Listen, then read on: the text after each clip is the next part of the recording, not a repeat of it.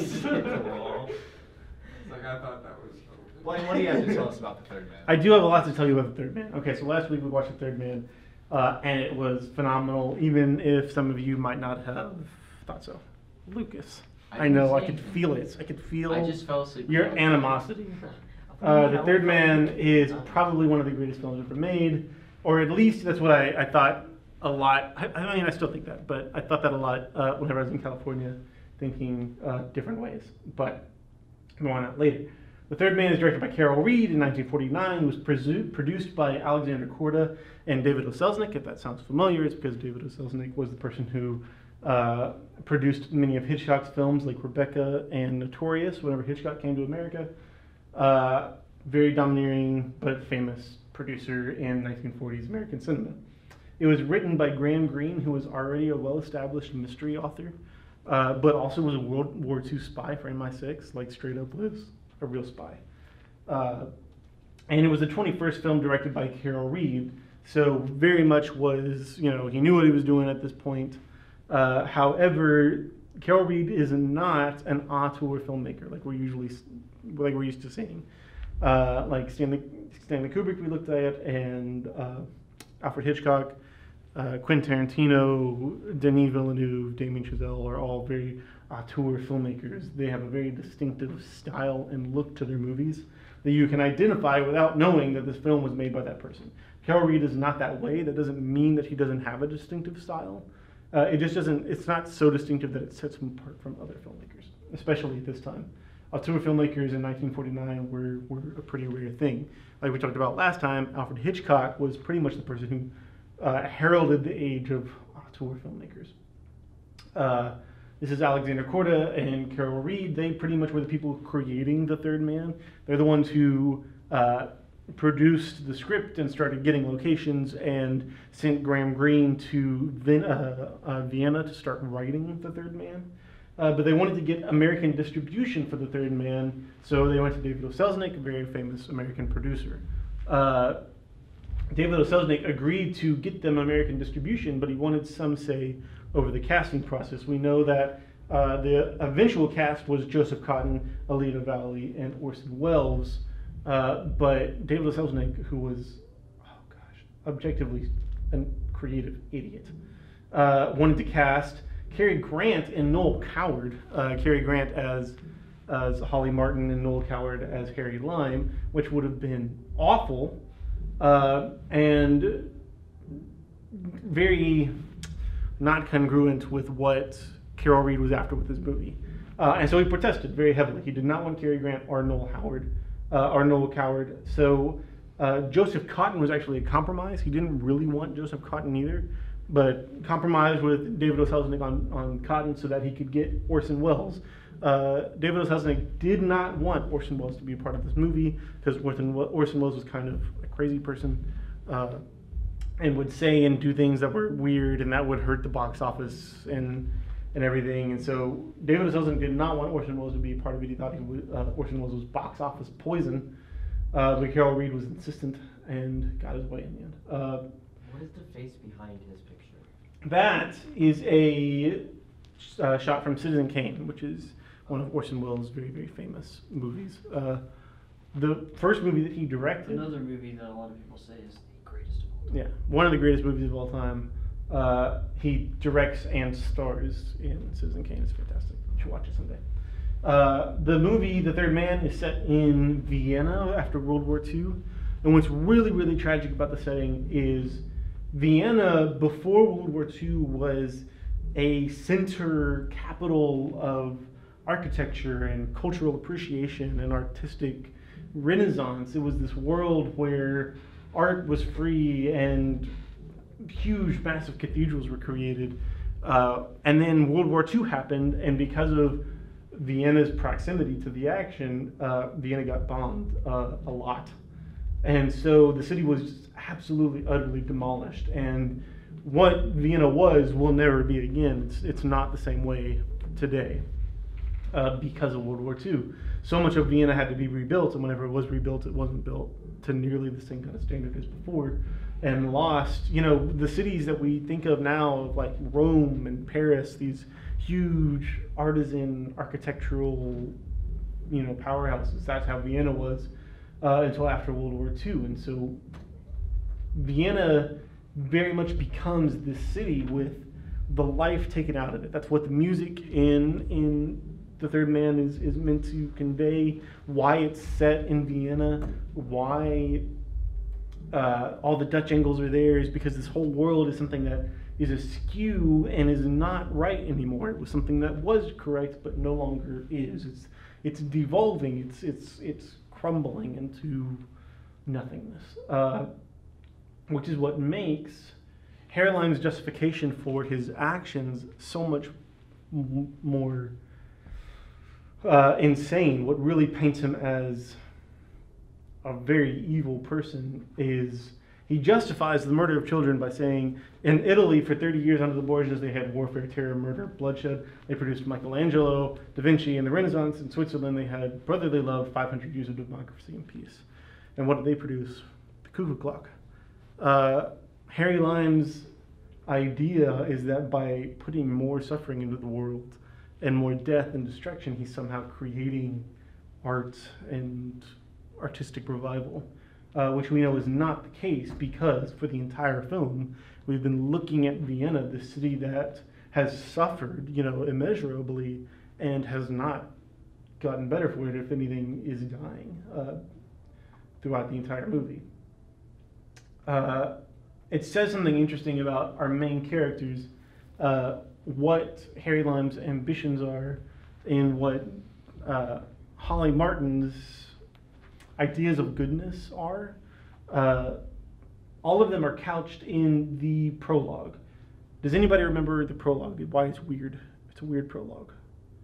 The narration at the beginning.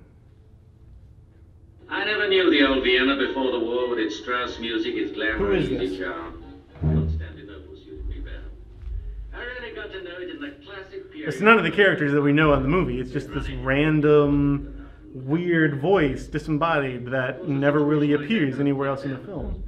That's why David O. Selznick, goodness, would get Joseph Cotton to re-record a new opening prologue narration for the American release. But this is the original British release. This is the original version, and this voice is Carol Reed's voice, the director.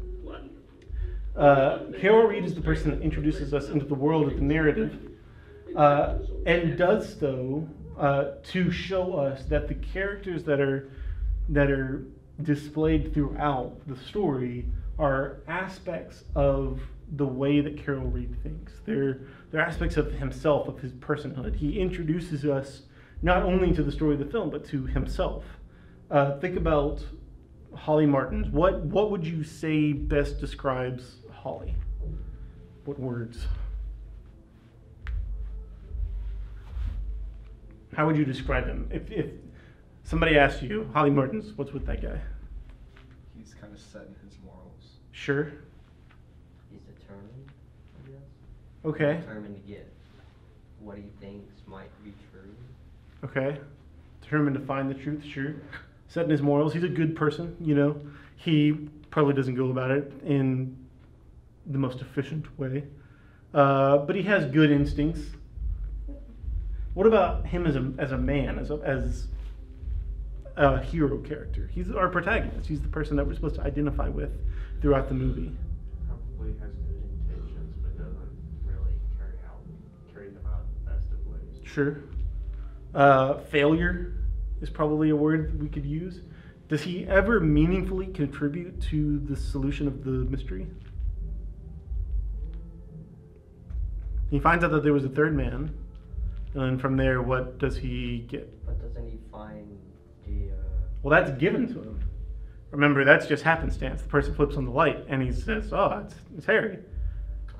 But he doesn't find that out. He doesn't really find anything. And then think about who Holly is as an author. He's a book writer. He writes novels. But what kind of novels does he write?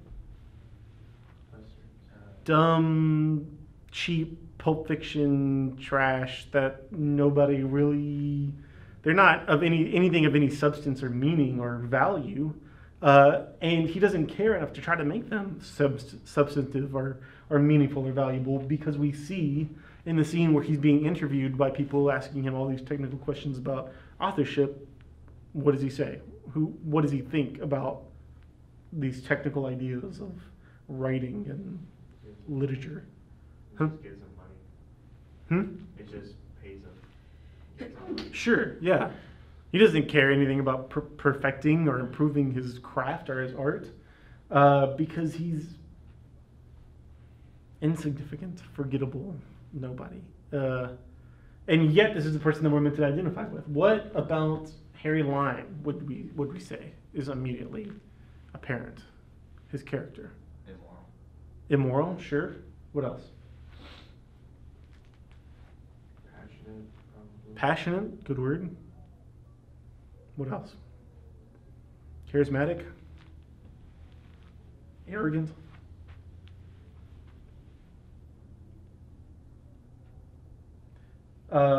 Harry certainly gets what he wants.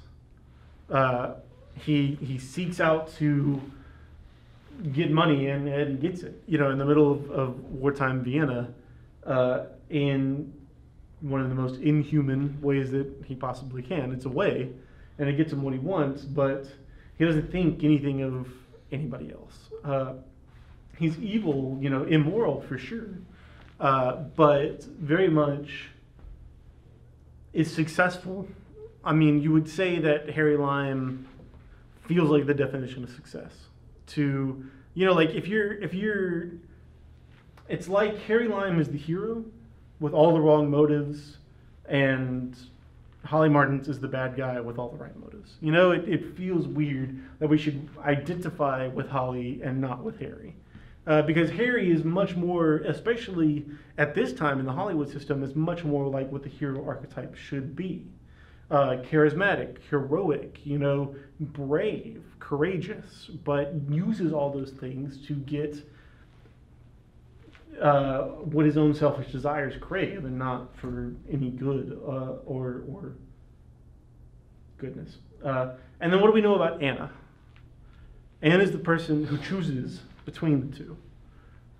That's what she's presented with the options throughout the entire film, and we see that she longs for the memory of Harry, but the entire time Holly is the one who's trying to woo her. You know, he comes to her apartment in the middle of the night with flowers. You know, he loves her, sure, but he has no hope of winning her because Anna's already made her decision. What is it?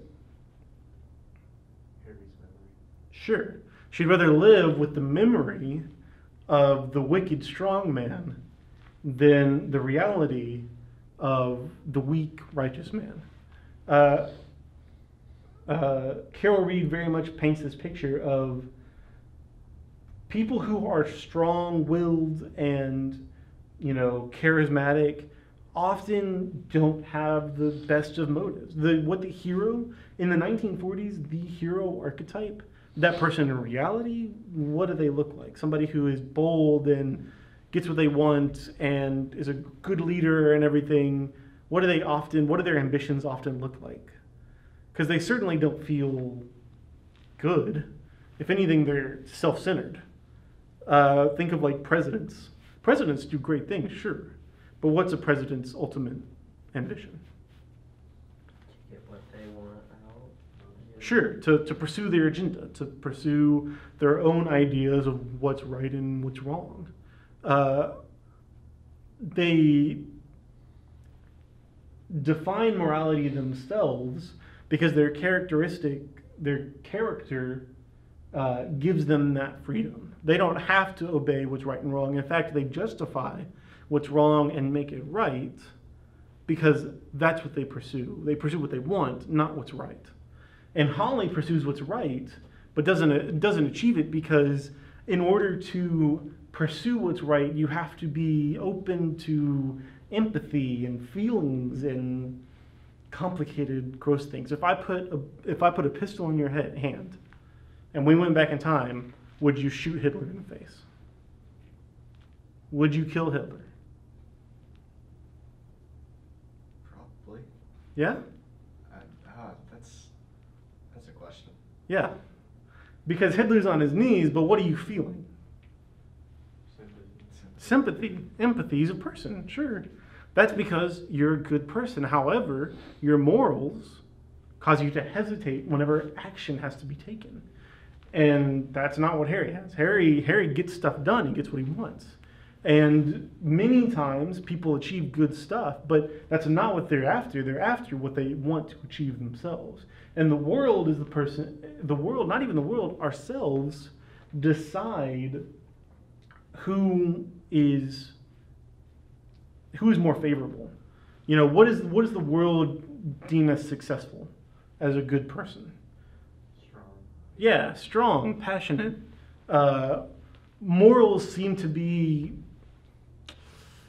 Morals are so subjective nowadays. They're not, but they seem so subjective nowadays that morals aren't really what we consider to define a successful or good person from a bad person. It's somebody who gets what they want, somebody who has money and women and power and success. And those kind of people often are not the best people. Yeah. So like Harry and Holly are like two sides of the extreme, and Anna's kind of like in the middle. Absolutely. And Harry and Holly are two sides of Carol Reed. Two sides of all of us. Two sides of who we are as people. Because we all have those instincts to be a good person. And we have those instincts to get what we want. Oftentimes those conflict. Those contradict one another. And so we have to choose whether or not we're going to get our way or follow what's right. And so often following what's right makes us ineffectual and forgettable. And getting our way makes us successful in the world for some reason. Because that's what the world deems as successful and good and true. And the problem with that is we know what people like Holly get the world. I mean, like Harry get the world. Death, destruction, decay. All the things that are beautiful and good in the world are destroyed by people who are pursuing their own selfish ambitions. That's what World War II was. Was the world deciding that Germany, Nazi Germany, was big and successful and something to be fought for because they were good or bad? No, because they were powerful and strong. And it very much reflects this idea of who we are as people and the two sides of ourselves that we have to war against, and what our heart will inevitably long for and seek after. Because our heart very rarely chooses to go after what's good. It goes after what we want, and what we want always leads to destruction. These ideas of humanity being bad and therefore doing bad things which lead to humanity being worse is this cycle, this vicious cycle of hopelessness that's referred to as nihilism. This nihilistic idea that there is no hope for humanity. Humanity is just getting worse and worse and worse and will never get better. That's the message of the third man is we all have two sides of ourselves, the good side and the bad side, the weak side and the strong side, and we choose the bad side more often than we choose the good side, and therefore we become worse and worse and worse people, or more and more forgettable, ineffectual people, and therefore we don't impress anything upon the world, and we're forgotten, and the world gets worse. And these ideas of nihilism are probably best summed up by the verse in Genesis 6:5. Every intention of man's heart is only evil continually. The message of Scripture, the message of the Bible, is a nihilistic one. It's that there is no hope for humanity. Humanity will get worse and worse and worse. Humanity is evil and wicked, and therefore will do evil and wicked things and make the world worse and worse. The only hope that Christianity has is through Christ's redemptive act on the cross. That's the only way that we're good, is by finding goodness in something that's not human. But this nihilistic worldview, nihilism is just one aspect of the genre of film to which the third man belongs. This nihilistic worldview, an expressionistic mise en scène, we'll define that a little bit more later, and an underlying mystery at its narrative core. These are the three fundamental attributes of all good film noir. Film noir is a genre of film that says the world is wrong. There is something wrong with the world.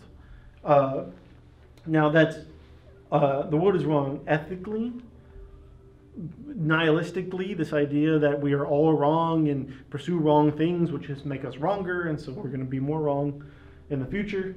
The world is wrong ethically, and the world is wrong structurally. You look at the world of like the third man, and we see that there's something wrong with the structure of this narrative. Holly, nothing's making sense about why Harry died or how he's dead. You look at other great film noirs like Chinatown, Blade Runner, The Dark Knight. You know, these worlds are worlds that are flawed and structured in such a way that bad people rise to the top and good people fall, you know, because we don't really care about good people. There's some kind of lie or deception at the center of all film noir, because film noir's message is the world is wrong, both ethically and structurally. What led to film noir's major success were both World War II and the studio system. World War II literally changed all of cinematic history, the way that we view movies entirely. Soldiers went off to World War II and saw the most horrible, awful, atrocious, terrible things, did the worst, awful, most atrocious things, and then came back home to a world where all their jobs were gone, mostly taken by women, and they were shell-shocked and had PTSD, and they lived in a world that didn't even want to admit that those things were real. And so the soldiers coming back from World War II didn't relate any longer to what movies looked and felt like, because before World War II, movies looked and felt like this. And this is Singing in the Rain, which is not a pre-World War II movie, but this scene very nicely encapsulates all the ideas of what pre-World War II cinema was like. Take care of that throat. You're a big singing star now, remember? This California dew was just a little heavier than usual tonight. Really? From where I stand, the sun is shining all over the place.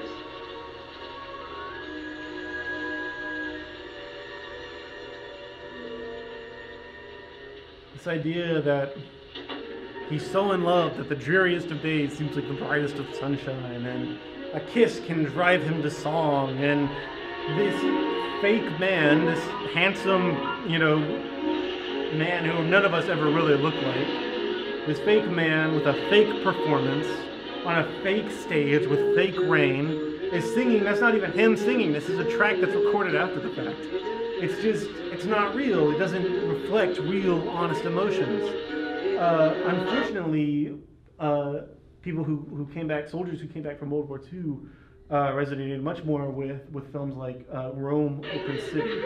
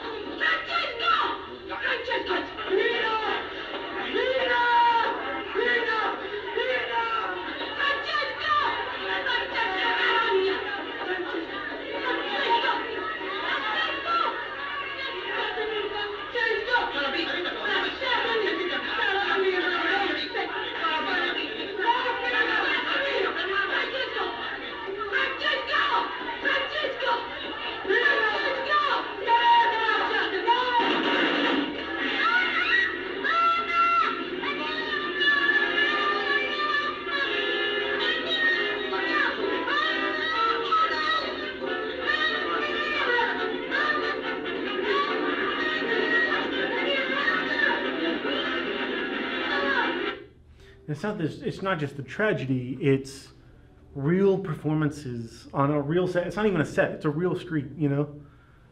Real performances on a real set, dealing with real world problems and issues in realistic ways. That's what people coming home from World War II wanted to see in cinema. And so much of what World War II did to movies was sobered them up. It made them real and tangible, something that really affected us. The second thing that really contributed to the success of the film noir genre was the way that the studio system was structured before 1946. In 1946, the United States government would sue the major production companies because it deemed them to be monopolies, because they controlled all the actors in pre-production and production and post-production, And then distribution, the theaters, the major companies like Paramount and everything owned their own movie theaters, and so could control what was in demand and what was seen to be popular and everything, and very much made buku of money. But for small, little independent theaters, they had to succumb to the pressures of what the big studios wanted and sign into these contracts that were pretty atrocious. Like if if a small independent theater wanted to sign up and play one of Paramount's big A-list pictures, they had to also sign on to a contract for sometimes hundreds of other Paramount's B-list pictures. It's cheaper movies that nobody really wanted to see, but Paramount wanted to make money. Paramount wanted to make money. And so in order for this theater to sign up for an A-list picture, they had to sign up for the B-list pictures. So Paramount had a list of movies already signed on for. They were going to get theatrical releases and distribution. Sometimes they would sign on, these little theaters would sign contracts for movies that hadn't even been made yet. And so to make movies quickly and cheaply, major studios had to turn to stories that were already written, Pulp Fiction stories, just cheap little novelette books like Stranger on the Third Floor, Double Indemnity, Detour, Maltese Falcon, are all movies that were made off of these cheap books in the style of these little novelette mysteries that were full of superficial things like sex and intrigue and mystery and thrill and murder and, you know, dumb things that interest us, but dealt with more human emotions and realities than things like Singing in the Rain did. Studios had to fill up all those B picture slots, so they started making these movies on the cheap really quickly for little amounts of money, and because of the change in taste of the average American, these pictures began to get more and more popular, and studio companies realized that they could be making money off of making these pictures bigger and bigger. Which is how the success of the film noir was really born. A change in the attitude. Detour, notably, is one of the first pictures where the bad guy gets away. At the end of Detour, this guy kills all these people throughout the movie. He's hitchhiking like the entire time, keeps on killing all these people. And then at the end of the movie, he just keeps on hitchhiking. Like he's out there somewhere, you know. And the censors, whenever they saw the end of the movie, they were like, well, you can't. Good guy can't get away. That's not how movies are made. And so they literally had to go and change the ending of the movie. It's implied now, he's still hitchhiking, but the last car he gets picked up by whenever he's hitchhiking is a cop car. And so it's implied, he probably got caught, but maybe not really. So Detour is one of those first movies that dealt with realistic things and really surprised people because they weren't used to realism in films. They weren't used to real ideas being explored and discussed through movies. So these things, the nihilistic worldview that Americans gravitated more after World War II, and the underlying mystery at their narrative core, which were aspects of these Pulp Fiction, novelette, cheap, murder mystery stories, were two of the main things that led to the success of the film noir. But what led to the look of the film noir was the expressionistic mise-en-scène. Mise-en-scène is everything in the image. The production design, the costumes, the makeup, the lighting, everything that makes up the image of a movie composes the mise-en-scène. Movies started to not only feel very different because of what they began to deal with, but they started to look very different. The lighting in The Third Man is stark and high contrast and uplight and interesting and not terribly realistic because it's expressionistic. To better define expressionism, we have to look at the history of Germany. Expressionism started in Germany with German expressionism. And before there was Nazi Germany, there was World War I Germany. And in World War I, almost every major cinematic studio on almost every major country's cinematic economy diminished because their studios and theaters were being, blown up. And they couldn't rebuild them because they were making tanks and boats and stuff. The only two countries whose film economies would grow in World War I were America, because we didn't really have to deal with World War I, and Germany, because Germany created UFA. And UFA was a government organization that took control of every major German movie studio. Think if the United States government today took control of what Disney, Fox, Sony, all the major production studios, if the United States government took control of what they produced, our cinema would look very different, and that's exactly what happened in World War I Germany. That sounds There's terrible. one left. There is one left. There's a reason for that. Almost all of the major cinematic studios in World War I Germany were taken over by UFA, and UFA made pro-German films, things that heralded why the war effort was great and why we as a German people have to come together and fight, and escapist cinema like Singing in the Rain that distracted people from the really terrible living conditions that were happening in World War I Germany. Needless to say, this was not very popular with most people, most filmmakers especially, and several small independent studios were able to remain independent from UFA. Movie studios like Decla. And Decla would go on to create one of the most important films in all of cinematic history, because Decla would create The Cabinet of Dr. Caligari. The Cabinet of Dr. Caligari would change what movies looked like forever, everywhere. Because The Cabinet of Dr. Caligari starts and introduces the world to German Expressionism. German Expressionism says that reality isn't true. There's a certain truthfulness in unreality. And this idea of like this world where the light from this lampstand is painted on the floor, and the windows and the walls are jagged and falling over and out of perspective, they're not correct. The same thing, these long streaking shadows where the light is painted on the walls. This is a man in like a jail cell. This window is supposed to be like on the ceiling, but we can see it here because the perspective is weird and off and different. This jagged, dark, frightful world is the world that the Cabinet of Dr. Caligari endeavored to say existed in World War I Germany.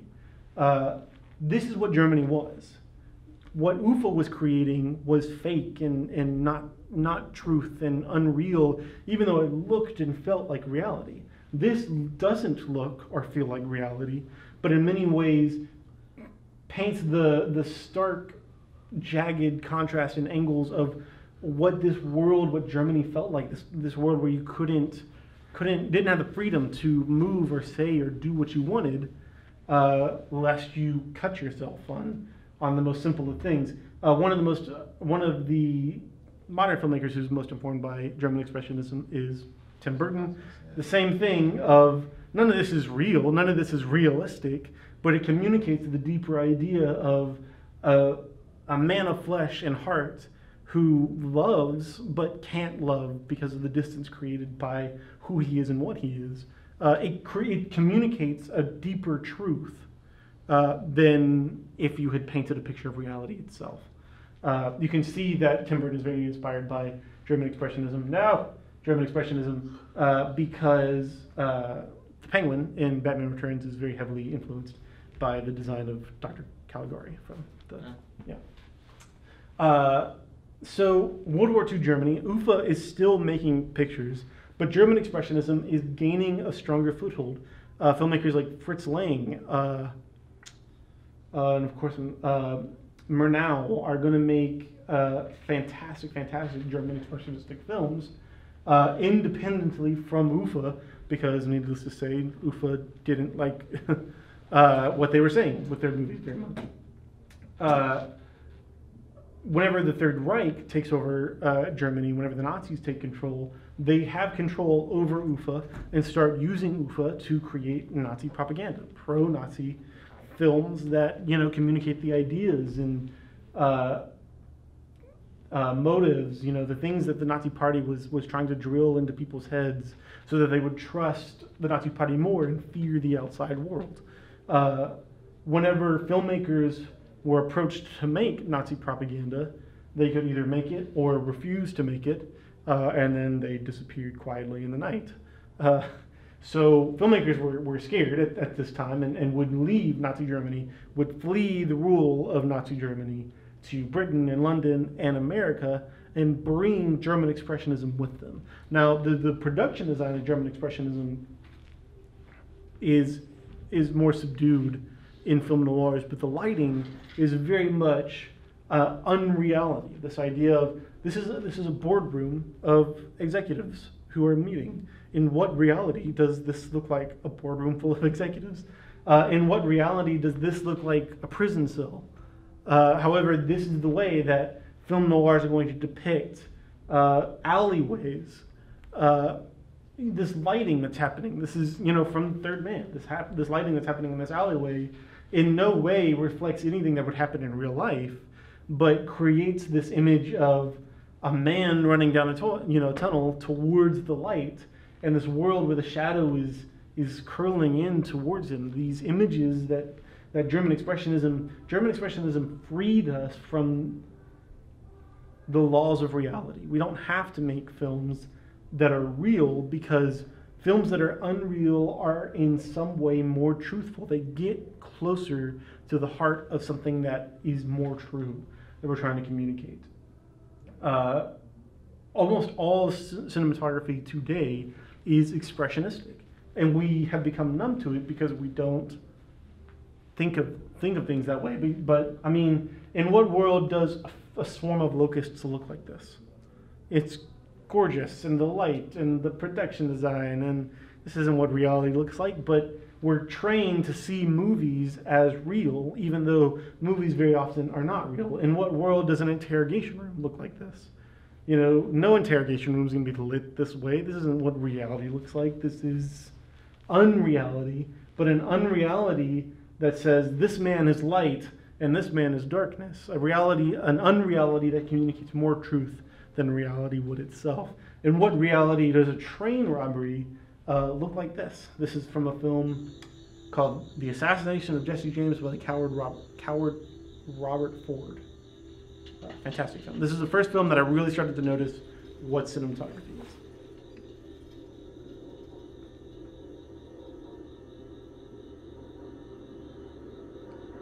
But notice the unreality of the situation.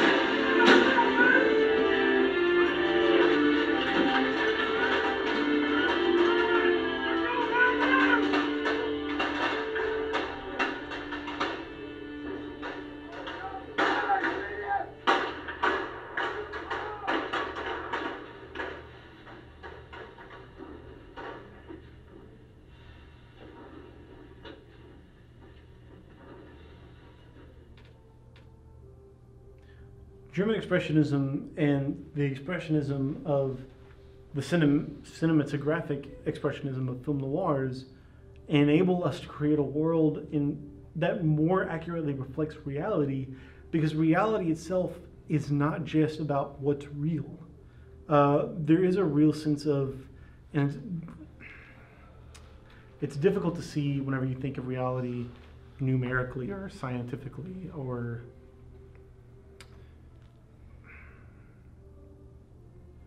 reality is spiritual. There is a real spiritual side to reality that is different than why are you alive, Robbie? Define why you were alive. Because I have a conscience and I'm perceiving life. So your perception of life means that you're alive? In a way, I guess. So animals who cannot perceive that they're alive aren't alive. That's a good point. How are you alive? Get down to the brass tacks. Beating heart, brain, Okay. it's working. Sure. I can move. Okay. I have free will. What makes your heart beat? Why does it beat? Why does it take the next beat? Because your brain tells it to. Why does your brain tell it to? Huh? Because God wants it to tell it to. Sure. Why does God say it? Why does God tell your brain to tell your heart to beat? Because life is something that's bigger and more complex than a brain beating or perceiving reality itself. Life is love and grace and complexity and bigness, and too difficult to describe with words. It's something that can be described cinematically, expressionistically, but can't be described in reality. So that's what expressionism liberates us to do. It liberates us to get at the heart of things that are true but not tangible, not real. It's why all of the third man's Dutch angles are so important. What does the Dutch angle of this frame say about this character? He's off. There's something wrong with him. What is wrong with him? You know, there's something wrong here. Something wrong with the world. This poor, poor woman in this world of filigree and architecture and beauty, and it's off. There's something wrong with it. You know, there's something off with the world. The world is broken. Even Anna herself, on stage, is depicting frivolity. She's laughing and joking, playing a performance, but then she gets backstage and she's taking off her makeup. She says she doesn't think she wants to even be alive anymore. She'd rather be dead like Harry. So the woman who's on stage laughing 1 minute, and the next is saying that she could be dead. This world is wrong. There's something wrong with it. And that's what Noir endeavors to communicate, this idea that the world is wrong. Something about the world is not right. It winds down, and it continues to wind down, and it will never get better. It's just going to get worse and worse and worse and worse until we cease to exist one day. Going by an evolutionary world model, what will happen at the end of the universe? What happens at the end? How does everything stop? Just kind of stops. Sure. Like what happens to the earth? The sun explodes. The sun does not explode. God sends his angels down to destroy. No. According to an evolutionary world model, Oh, what happens to the earth? we go on forever? No. No. No? The earth will freeze because the sun will turn into a white dwarf, and then will expand and shrink until ultimately its atoms disappear into nothingness to be reused by the universe. Sure, it's made into new stars, but then those stars die and the material fades off and gets sucked into black holes until the black holes are the only things left in the entire universe, and even those, because they emit Hawking radiation, will slowly begin to lose mass until at the end of everything, there's nothing. There's a world of nothingness. And so, even by our most hopeful, optimistic standpoints, a world that is natural is dead. It's destined for death. That's what Noir says. The reason why Noir is important, and the reason why I really resonated with Noir whenever I was in California, not taking Christianity seriously, was because the way that I defined beauty in the world was the acknowledgement of that truth. Was the idea that what Carol Reed talks about whenever he's comparing Holly and Harry and Anna, this idea that we're all good but failures and evil but confident, and will always choose the thing that makes us evil, is what makes us human. The fact that we're flawed, the fact that we're winding down, the fact that we're dying. Our flaws are what makes us human, and that shared humanity is something that's beautiful only because it's shared. And because I had that viewpoint, I think it made it really easy for me to make the leap to Christianity, which doesn't say much different. In the world of Christianity, in the scriptural narrative, we are evil and will always choose evil, and will always, always, always. Who saw the message today from Pastor this morning? We'll always choose from the Garden of Eden all the way to the trial of Christ. We'll choose what we want, what we define as success, over what's good and what's righteous and what will give us life. That is a scriptural truth. And the only thing that gives us freedom from that, inevitable reality, is the fact that God, the definition of life and righteousness and goodness, into the world to have a everlasting, redemptive relationship with us. Christ on the cross dealt with humanity's nihilism and made it something that could be optimistic. Realizing that was the big step that made me see value in Christianity. And so whenever you watch a movie, especially a film noir movie, if you're going to go watch another film noir, pay attention to what the noir says about humanity and how true that message is. The fact that, yes, we are flawed and human and will always choose evil over good. And be grateful that we have a future beyond that we were chosen to be brought out of that hopelessness into a future of hopefulness. So that is my small spiel on film noir.